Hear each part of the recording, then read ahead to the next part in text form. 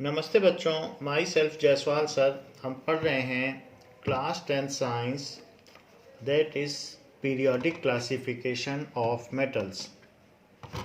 Now we have seen what are the features of Mendeleev's periodic table. Now we will see what were the merits of Mendeleev's periodic table, how this table has edge on other periodic tables which were earlier projected. So, merits of Mendeleev's periodic table.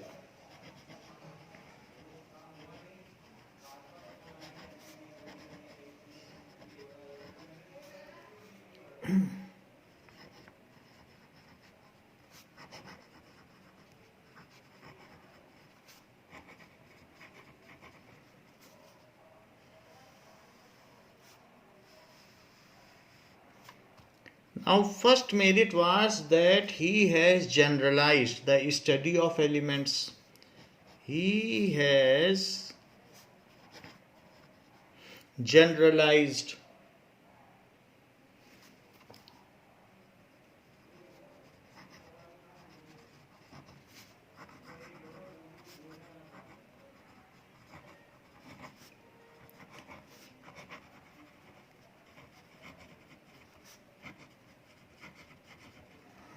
So earlier the tables projected were confined to few elements. However, he has projected extended table which includes almost all elements, even those elements also which were not discovered at that time.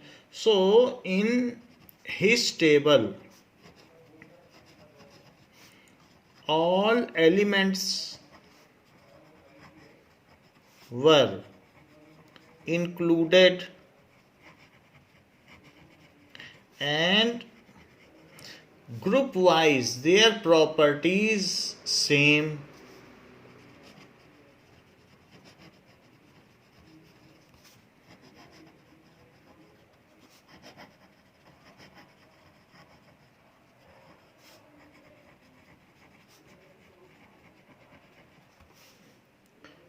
He also included those elements which were not in discovered at that time or invented that time. तो उन्होंने उनको भी कर दिया जो discover नहीं हुए थे, not known at that time. His periodic table is superior logical because he has also taken chemical properties. So his table is superior to previous tables.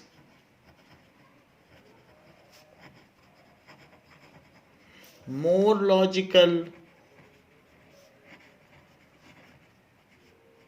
and user friendly. हम इस टेबल से ये जान सकते हैं कि किसके क्या एलिमेंट्स हैं क्योंकि ग्रुप वाइज उनकी प्रॉपर्टी मैच कर रही हैं, तो इसलिए user friendly. His table is more reliable. Logical तो है ये, reliable भी है, as he has also considered chemical properties of elements first time.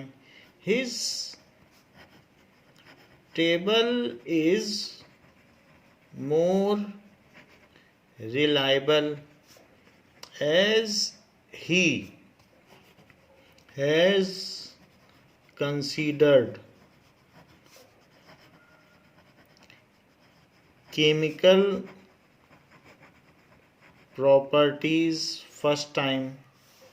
Chemical properties of elements first time.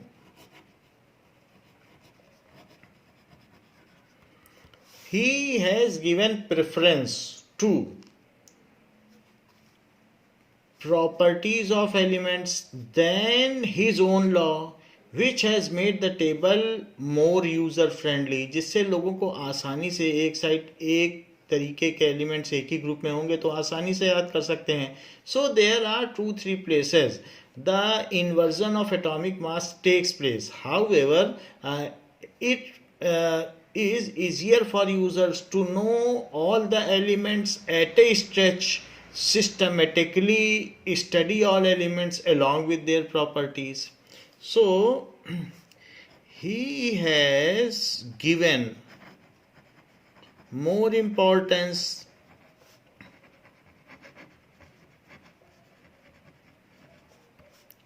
to properties of elements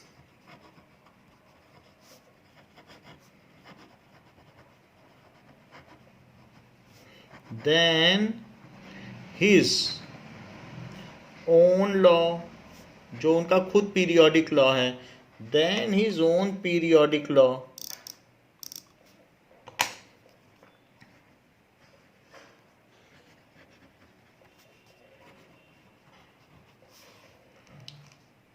Which makes the study of elements systematic and his table matchless than the other ones which were earlier projected, which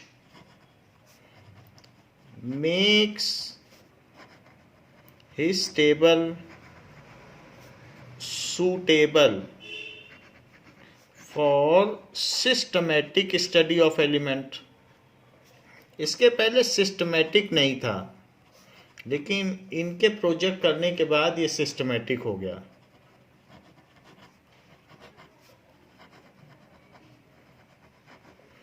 Even the next periodic table, which was given by Henry Moseley, which is modern periodic table, that Moseley is not considered as main contributor to periodic table. Only the Mendeleev is considered as the main contributor to periodic table, because he has substantiated the task by knowing the properties of element and making their plat cards and then systematically arranging them. So he has done the main contribution.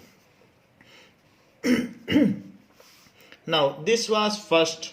Second is that is the prediction of elements in advance. He has predicted some elements in advance.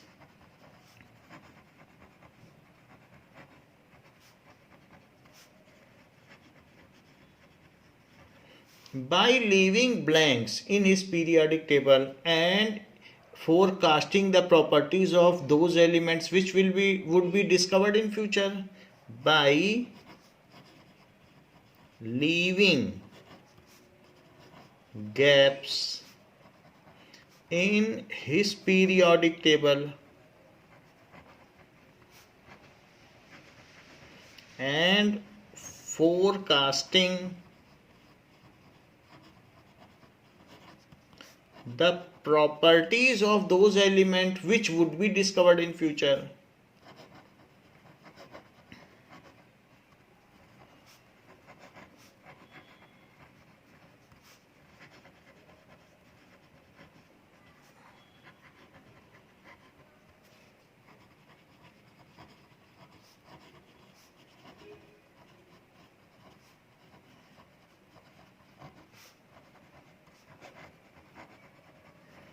So ऐसा इन्होंने किया.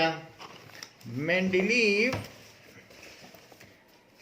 had left certain places and, like for gallium, he has given name Eka aluminium. For that is example, for gallium he has given name as Eka aluminium. तो उन्होंने उसे एका aluminium कह दिया कि एक एल्यूमिनियम जैसा, और उसके लिए उन्होंने प्रॉपर्टीज भी बताई जो आपकी बुक में एक टेबल दी गई है कि गैलियम के बारे में उन्होंने सब कुछ बता दिया कि वो कैसा होगा. ये देखिए गैलियम के लिए ए का एल्यूमिनियम बोलकर सारी प्रॉपर्टीज बता दी. So that is property. उन्होंने पहले से ही फोरकास्ट कर दिया था कि जो आएगा, उसे उन्होंने नाम नहीं दिया था. एक का aluminium, and later on it was discovered and named as gallium after the name of scientist or the name of country. It was named like this. Now property, he has predicted the atomic mass is 68. Later on when it was discovered, its atomic mass was found 69.7 U. So it was nearly correct. Formula of oxide.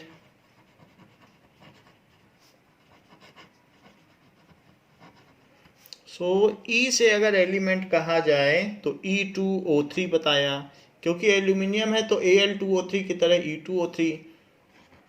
When gallium was discovered, then its formula was found in similar manner. Here E is for element. Next is formula of chloride.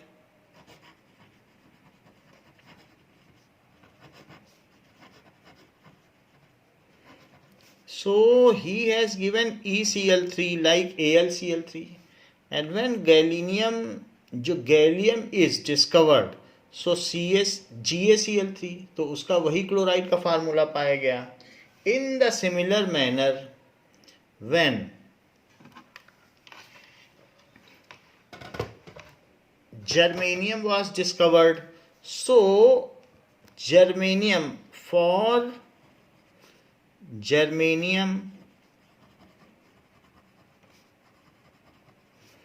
he has given name as Eka silicon, and for scandium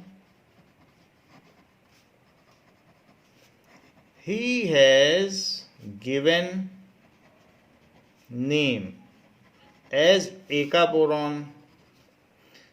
यानी उसकी property boron जैसी होगी, इसलिए एक boron जैसा. सो in this way उन्होंने पहले से ही प्रिडिक्ट कर दिया कि कौन कौन एलिमेंट होंगे, तो उसमें हेल्प मिली. It has help to discover those elements. Now it is बस्सी अल्गा सीजे.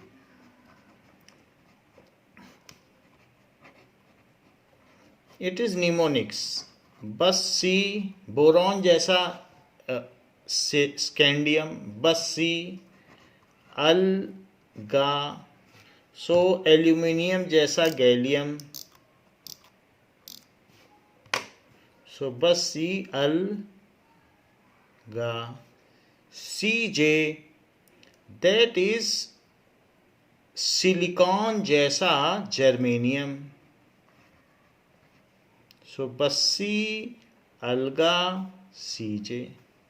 So it was the forecasting was also the merit. Next is when noble gases were discovered.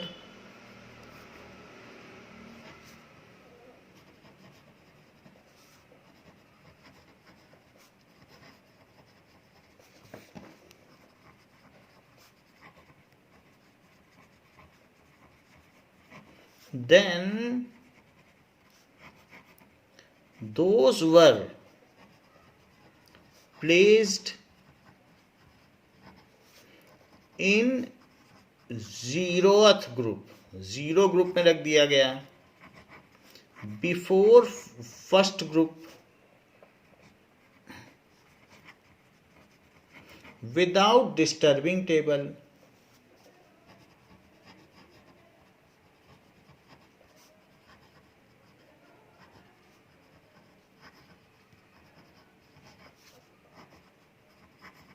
तो टेबल को डिस्टर्ब नहीं करना पड़ा. पहले एट्थ ग्रुप थे तो 8 ग्रुप के आगे 0 लगा दिया, फिर 9 ग्रुप हो गए. इस तरीके से भी इन्होंने किया. Now that is correction of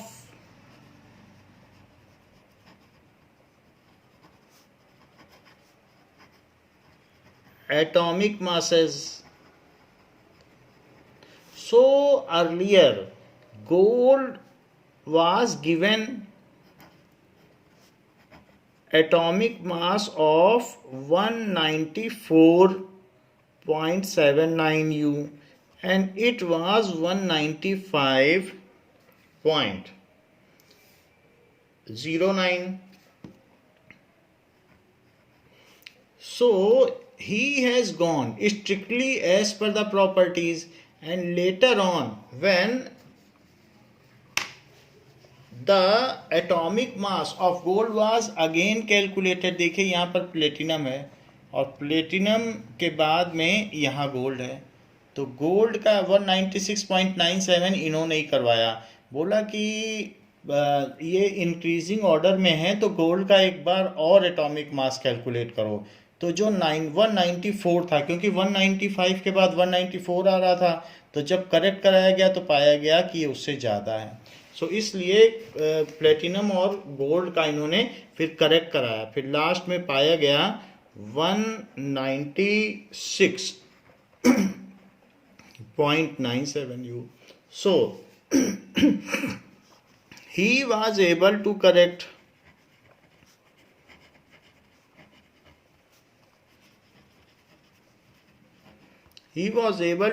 the values of atomic mass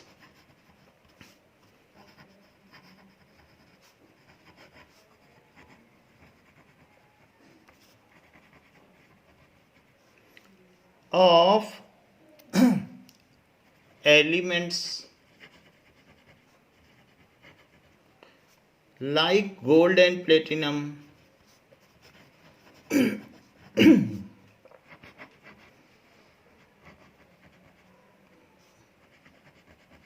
So he placed these elements strictly according to their properties, and later on it was found that gold is heavier than platinum. He placed, क्योंकि उन्होंने emphasis तो property पर ही दिया था, so he placed these elements on basis of properties,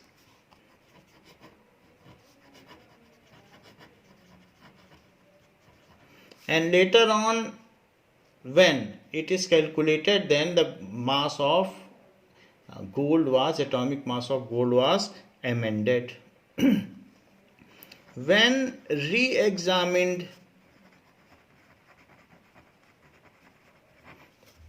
atomic mass of gold, that is aurum, was found greater than platinum.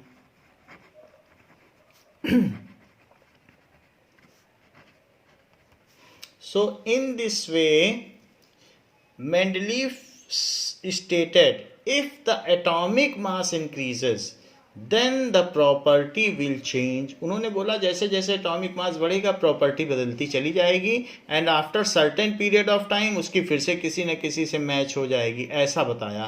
That is the properties are periodic function of their atomic masses. So इस तरीके से उन्होंने ये किया। Now we will see that is anomalies, जहाँ पर हमने देखा कि फीचर्स, दैट इज एडवांटेजेस, यहाँ पर आप एडवांटेजेस भी लिख सकते हैं, तो मेरिट्स लिख सकते हैं, एडवांटेज आएगा तो एडवांटेज लिख सकते हैं, ये सारे इसके एडवांटेजेस, मेरिट कुछ भी आ सकता है तो ऐसे आप लिख सकते हैं। या अचीवमेंट्स भी लिखा है आपकी बुक में, तो अचीवमेंट्स लिखा है तो आप अचीवमेंट्स भी लिख सकते हैं।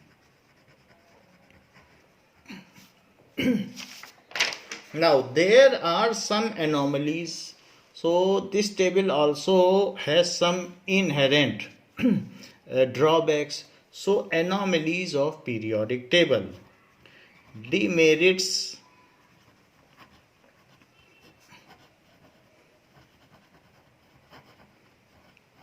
या एनोमलीज या disadvantage of Mendeleev's periodic table.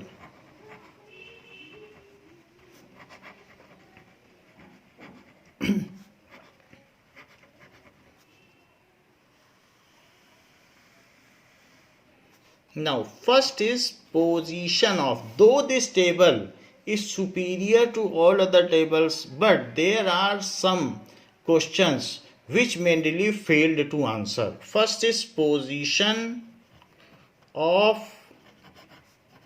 isotopes. Like hydrogen के 3 आइसोटोप्स हैं। एक में प्रोटियम है, 1 प्रोटॉन और 1 इलेक्ट्रॉन। सेकंड है 1 प्रोटॉन 1 न्यूट्रॉन और 1 इलेक्ट्रॉन। इसमें 1 प्रोटॉन, इसमें 1 प्रोटॉन 1 न्यूट्रॉन है। और एक और भी है, तो 1 प्रोटॉन 2 न्यूट्रॉन और 1 इलेक्ट्रॉन। सो इस तरीके से 3 इसके आइसोटोप्स हैं। कौन कौन से हैं? सेंटर में एक में 1 प्रोटॉन है, एक में 1 प्रोटॉन 1 न्यूट्रॉन और 1 प्रोटॉन 2 न्यूट्रॉन। तो जिसमें 1 प्रोटॉन है उसका 1 तो हो गया प्रोटॉन, न्यूट्रॉन है नहीं, तो प्रोटॉन प्लस न्यूट्रॉन यहां लिखा जाता है। दैट इज इसका मास नंबर, और इसको कहते हैं atomic number, number of proton, atomic number. तो अब यहां पर देखो मास नंबर, क्योंकि न्यूट्रॉन और प्रोटॉन बहुत हैवियर हैं, वो इलेक्ट्रॉन से 2000 टाइम्स हैवियर हैं। एग्जैक्टली बोला जाए तो 1837 टाइम्स हैवियर हैं। तो इन्हीं की वजह से मास होता है। इलेक्ट्रॉन तो बहुत हल्के होते हैं, या आते जाते रहते हैं, कभी कभी निकल जाते हैं, यही हैवियर हैं। Nucleus is 99.99% total of the mass of atom, इन्हीं में सारा मास है।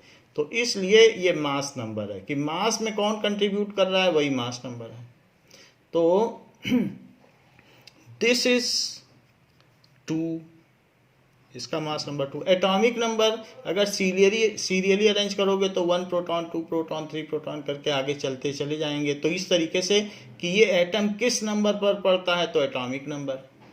तो अगर मान लीजिए लिथियम 3rd नंबर पर आता है सीरियली अरेंज करने पर, तो 3 प्रोटॉन होंगे। जो 120th नंबर पर होगा एटम, उसका 120 है। तो ये एटॉमिक नंबर वर्ड ठीक है कि उस एटम का सीरियल नंबर क्या है, वही उसके एटॉमिक नंबर है, वही उसके नंबर ऑफ प्रोटॉन्स हो जाएंगे। और जितने प्रोटॉन्स होते हैं उतने ही इलेक्ट्रॉन्स होते हैं। This is mass number, that is number of proton plus neutron.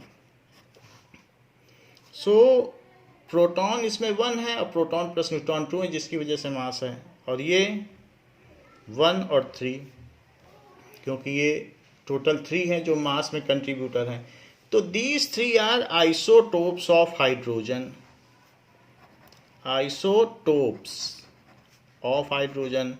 Isotopes are those which has same atomic number. So isotope of an element is those which has same atomic number, तो same ही होगा but different mass number. So those different atoms of one element, क्योंकि हैं तो सभी hydrogen, क्योंकि सब में 1 proton और 1 इलेक्ट्रॉन है। न्यूट्रॉन तो न प्रॉपर्टी में कंट्रीब्यूट करता है न किसी चीज़ में, उसकी वजह से तो सिर्फ वजन बढ़ता है। So those different elements of an element which has same atomic number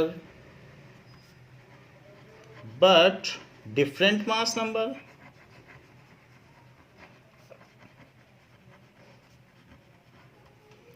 ये चीज है।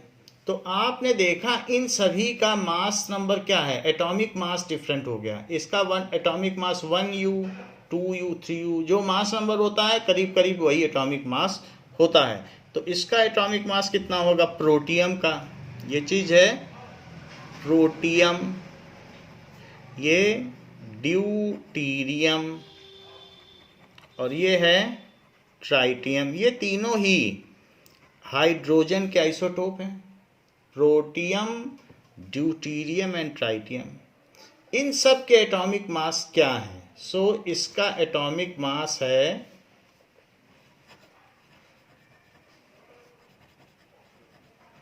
1U, इसका 2U और इसका 3U।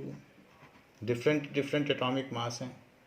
बहुत एग्जैक्ट करोगे तो 1.008, तो 2.016, 3.024 ऐसे है, बट हम अप्रॉक्सीमेटली लिख रहे हैं, तो यही है। अब अगर इनके डिफरेंट एटॉमिक मासेस हैं तो इनको सीरियली अरेंज किया जाए। सीरियली का मतलब है, अब इनकी टेबल में अगर हाइड्रोजन को इस ब्लॉक में रखें तो फिर उसके बाद अगला यहाँ रखें, फिर नेक्स्ट रखें, अलग अलग ब्लॉक में रखना चाहिए, क्योंकि जैसे जैसे एटॉमिक मास बढ़ेगा उसको एक जगह नहीं रख सकते हो, फिर नेक्स्ट टेबल में रखो, फिर नेक्स्ट ब्लॉक में रखो, फिर नेक्स्ट।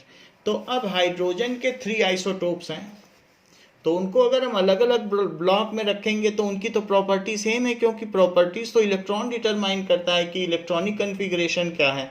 इलेक्ट्रॉन के लेने देने से प्रॉपर्टी डिटरमाइन होती है। जो इलेक्ट्रॉन देता है वो मेटल है, जो इलेक्ट्रॉन लेता है वो नॉन मेटल है, इसी के बेसिस पर होता है। So it was difficulty in front of Mendeleev कि where these isotope should be placed, क्योंकि इन्होंने बता दिया था कि फंडामेंटल डिटरमाइनर एटॉमिक मास है। तो लोगों ने पूछा यहाँ तो एटॉमिक मास बदल रहा है, फिर प्रॉपर्टी क्यों नहीं बदल रही?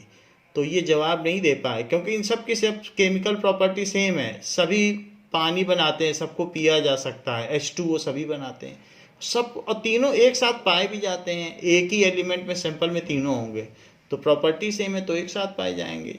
जहाँ प्रोटियम होगा वहीं ड्यूटीरियम का भी परसेंटेज होगा, वहीं ट्रिटियम भी होगा।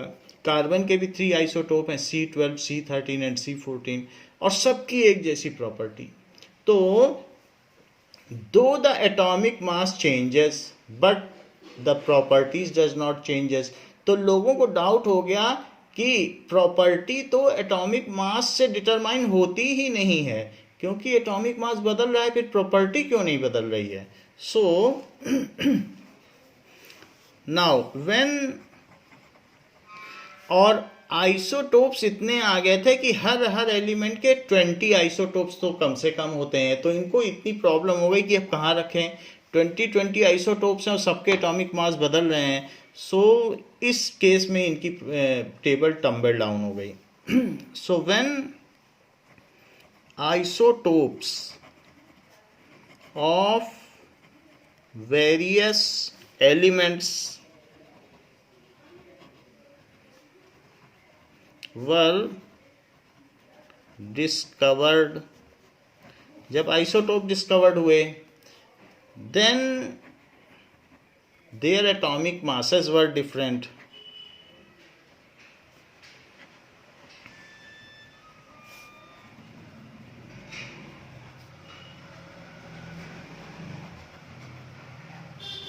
But their chemical properties were identical, क्योंकि वो इलेक्ट्रॉन पर बेस्ड होती हैं। Chemical properties were same,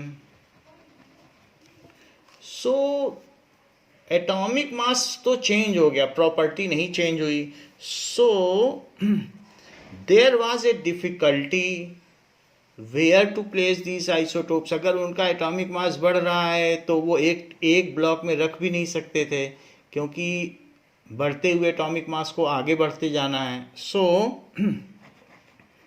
there was a difficulty that where to place these isotopes.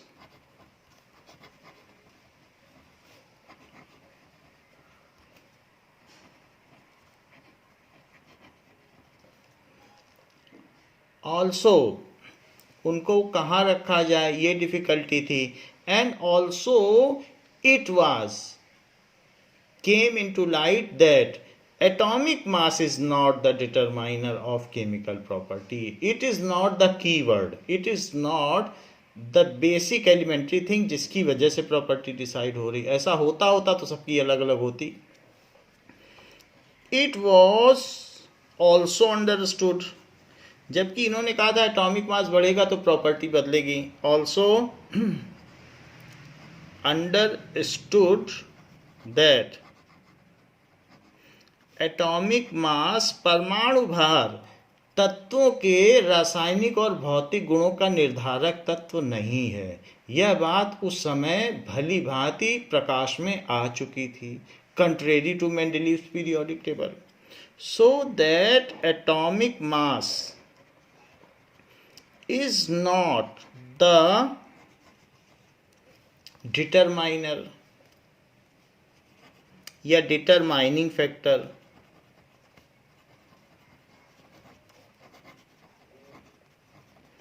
Of properties. तो जो इनका वेरी बेसिक लॉ था वही फेल हो गया। इन्होंने कहा था एटॉमिक मास बदलेगा तो प्रॉपर्टी बदलेगी, तो वो लॉ ही खराब हो गया इसके आने से। सेकंड, ये तो बात हो गई पोजीशन ऑफ आइसोटोप की, ये रख नहीं पाया आइसोटोप्स को। हाइड्रोजन के भी 20 आइसोटोप्स होते हैं, बट मेन आइसोटोप्स ही हम लोगों ने देखे। Next is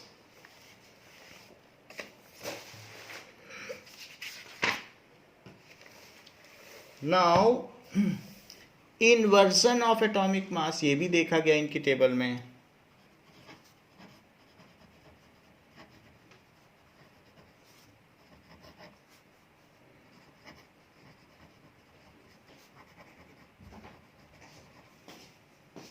There were certain pair in Mendeleev's periodic table. There are certain pairs in Mendeleev's periodic table where element of heavier atomic mass comes before element of lighter atomic mass.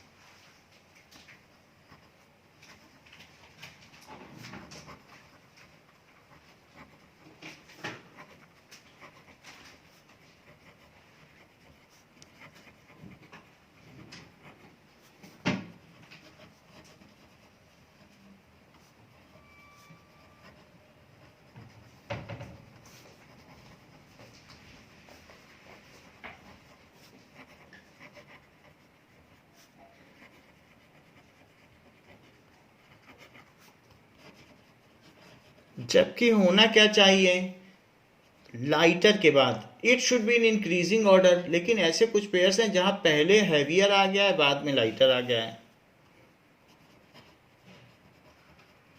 तो इसको कहेंगे inversion of atomic mass. Like such one pair is cobalt and निकल।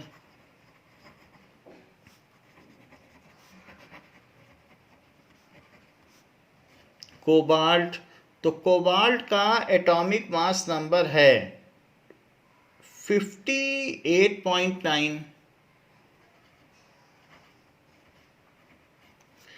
Comes before nickel, जबकि उसका 58.7 you है।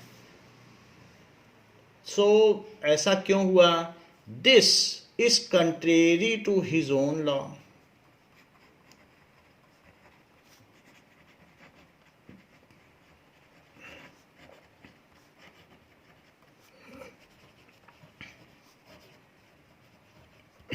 Now position of hydrogen, ये भी एक बहुत डिस्प्यूटेड पार्ट इनके टेबल का रहा है। That is position of hydrogen in some properties.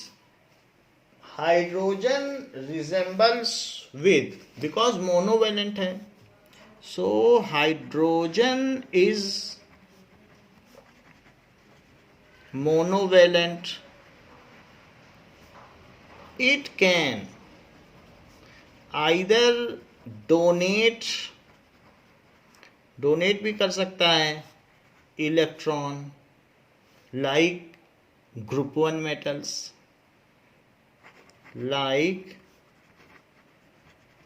group 1 metals। जैसे कि हम यहाँ देखते हैं कि Na ने अपना एक इलेक्ट्रॉन दे दिया और Cl को दे दिया। तो अगर Cl को इसने दे दिया तो यहाँ पे आ गया, और ये फिर Na प्लस बन गया, और Cl ने उसका एक इलेक्ट्रॉन ले लिया अपना ऑक्टेट पूरा करने के लिए, तो Cl माइनस बन गया, NaCl बन गया। तो इसने दिया अपना एक इलेक्ट्रॉन, तो जैसे Na ने दिया, हाइड्रोजन भी दे देता है Cl को, क्योंकि वो भी मोनोवैलेंट की तरह बिहेव करता है, तो ये भी यहाँ दे देगा और H प्लस Cl बनाएगा। So it has property of metals. यहाँ बात सही है, क्योंकि हाइड्रोजन को उन्होंने रखा है मोनोवैलेंट के साथ, लिथियम, सोडियम, पोटेशियम सभी एक देते हैं, LiCl, NaCl, KCl, RbCl, CaCl, तो सभी मोनोवैलेंट हैं। So hydrogen form chlorides of same formula as alkali metals do. H can form chlorides of same formula as alkali metals। alkali metals कौन है? लीना के रब CS फर, ये सारे हैं, लीना के रब CS फर, Li पहले आएगा। सो ये सब हैं। तो hydrogen can form this as HCl is formed like NaCl, KCl, LiCl। तो ये एल्कली मेटल्स की तरह बिहेव करता है, ग्रुप 1 की भी प्रॉपर्टी है। So hydrogen is similar in some of its property like group 1 atom elements. Hydrogen has some properties, जैसे कि उसका क्लोराइड का फॉर्मूला वही है जो कि इनके क्लोराइड्स का है,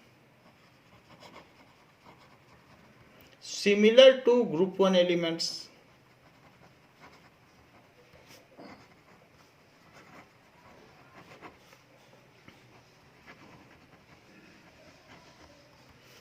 Also hydrogen can accept one electron like group 7 elements to complete its duplet। So also hydrogen can accept one electron to complete its duplet। अगर इसे एक मिल जाए, इलेक्ट्रॉन 1 है, एक और मिल जाए तो ये अपना द्वितीयक पूरा कर ले, तो ये ऐसा कर सकता है। Similar to group 7 metal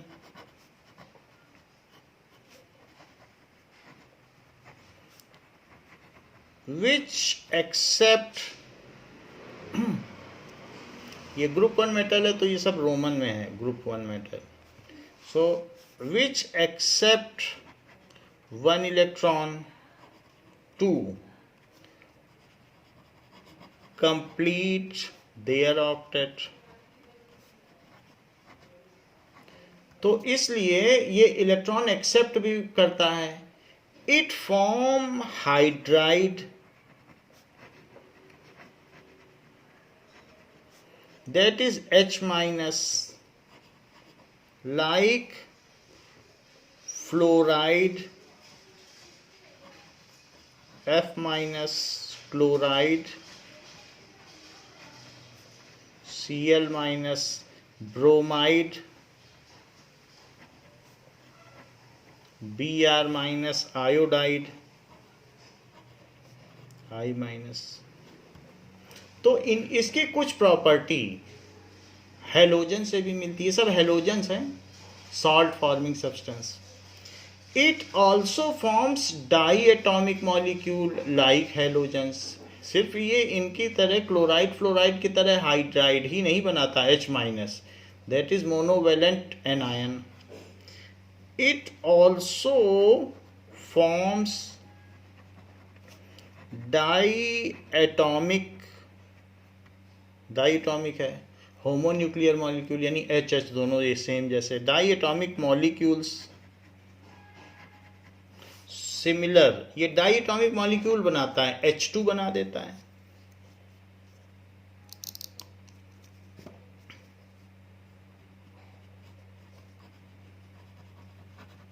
Similar to halogens as F2, Cl2, Br2, I2. So hydrogen resembles in some properties with alkali metals of group 1 and in some properties with halogens. कुछ प्रॉपर्टीज में तो यह क्षारीय तत्वों की तरह मिलता जुलता है और कई प्रॉपर्टीज में यह हैलोजन से मिलता जुलता है. So hydrogen resembles in some properties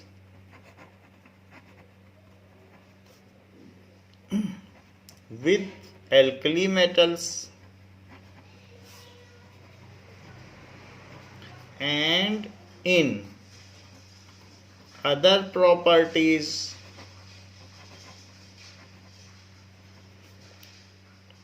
with halogens. Then why it is kept with alkali metals? तो इसे alkali metal के साथ क्यों रखा गया है? इसका जवाब मेंडलीव नहीं दे पाए. Why is it kept with alkali metals? तो ये हेलोजन के साथ नहीं रखा गया है, किसके साथ रखा गया है? एल्कली मेटल, ग्रुप 1 में रख दिया इसको.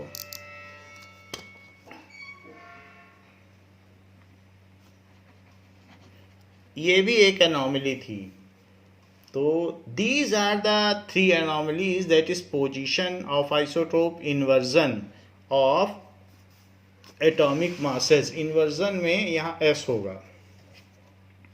सो inversion of atomic mass, and third one is position of hydrogen. So due to these inherent property, it was established, due to these loopholes, it is now better to switch over to some other periodic law which counterfeit these defects. तो इसके लिए हमें किसी और law पे चलना चाहिए. Now we will see one question based on Mendeleev's periodic table, that is also in book. Using Mendeleev table, predict the formula for the oxide of following element.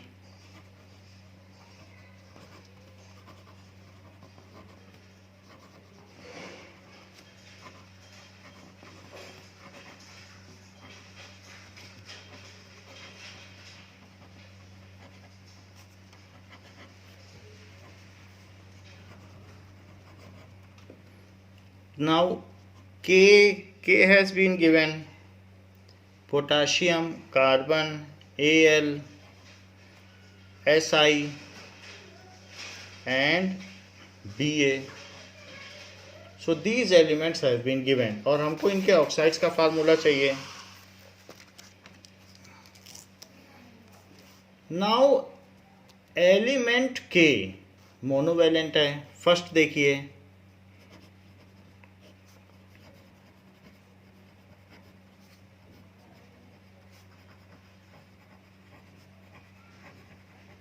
and it has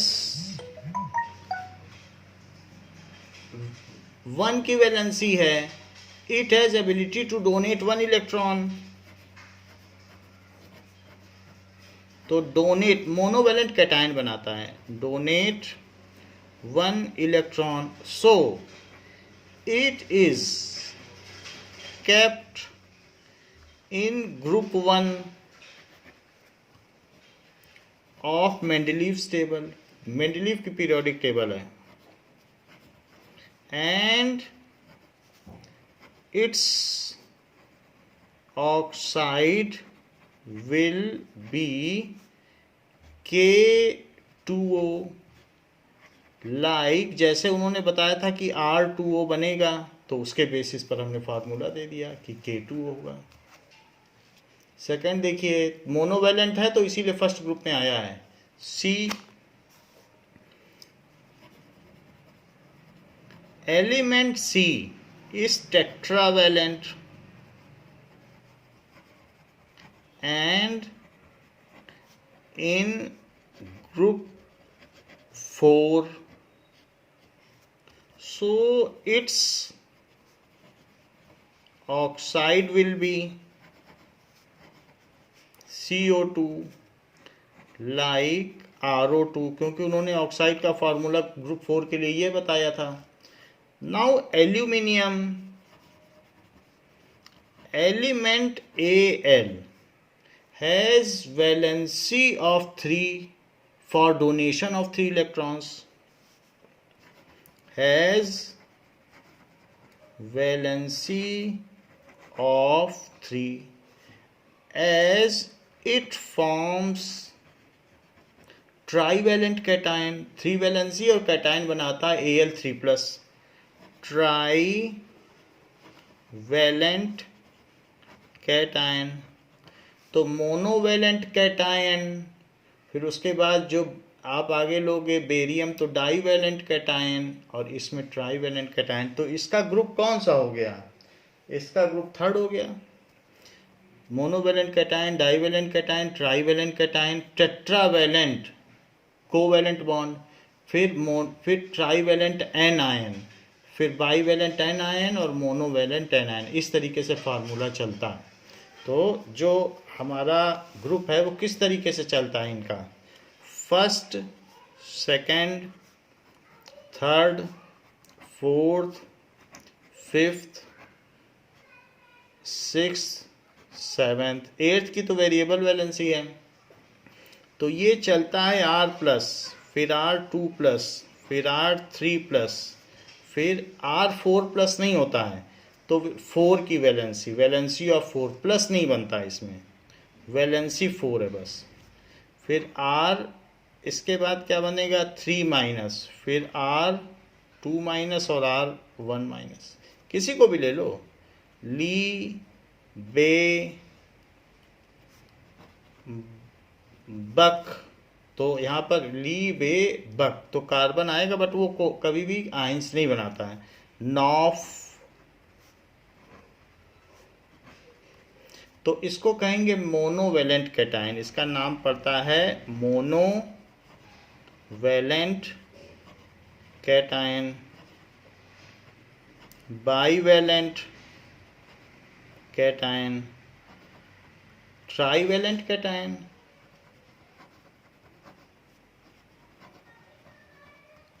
trivalent anion,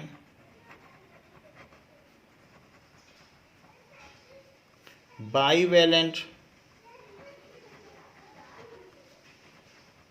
anion and monovalent anion. ये आपको समझाने के लिए, ये question का part नहीं है कि कैसे कैसे, जिससे कि आपको ये समझ में आ जाए कि ट्राईवैलेंट कैटायन का मतलब क्या होता है। सो इस तरीके से फिर इनके ऑक्साइड्स के फार्मूले भी हैं। तो फार्मूला ऑफ ऑक्साइड्स तो हमें मालूम है, प्लस है तो R2O, फिर RO, R2O3, RO2, फिर उसी तरीके से है। और फिर यहाँ पर भी R2O5, दैट इज़ R2O7, ये RO3 और फिर R2O7, वो जैसा टेबल में दिया है। So it has trivalent cation, hence formula for its oxide is Al2O3, क्योंकि ये 3 है कैटायंस वाले पहले आते हैं, एनायंस वाले बाद में, और ये बीच वाला शेयरिंग है. सो लाइक ये किस तरीके से है, that is like R2O3.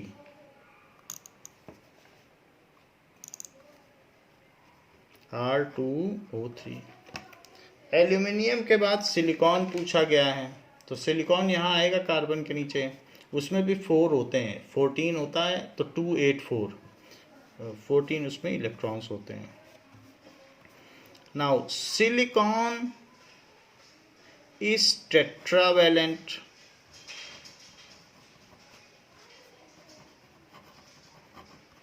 Tetravalent है. It's group number is 4. So formula of its oxide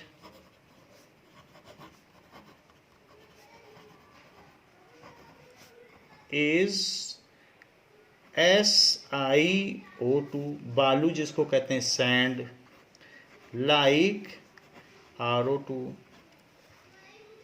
यहाँ पे आएगा इसके नीचे. So next is barium.